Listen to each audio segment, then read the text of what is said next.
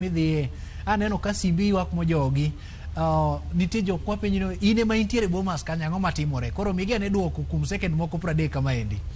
Gima nyalo wacho ni jopiny osetimo margi, wan kaka chama wasetimo marwa, modong' koro en mar jo IBC mondo tim tijgi, to kata gitimo tijgi wangoto wang'wa kanyo wang'iyo ni onge gima dhi marach.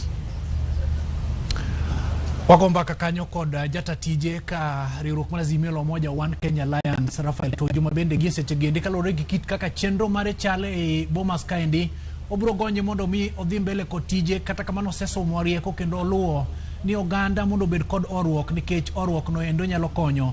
Mheshimiwa adwoko niero kanu kuom yudo thuolo mar loso kod Jikwara Mogi. Koso nitie wach moro achiel mabet seche moko gido chunyi kanyo dong. Inyalo liko ne mapiyo piyo. Ingana jalingo kalusa. Erokamano wacho gani pile ka pile olinga kopuk kodwoko wiye e pate to chal ka gima riekni moko wuok.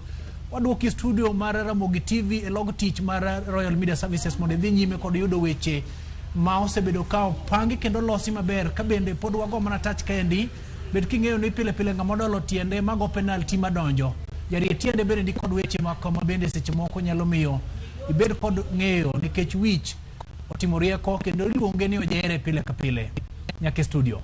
Erokamano Walter Nyambaga isebedo gi twak makare mana wang'eyo gigo matimore kama intiere Bomas of Kenya. Nyakwaro moga juang Bomas of Kenya kama ibro landie duoko gi mogik.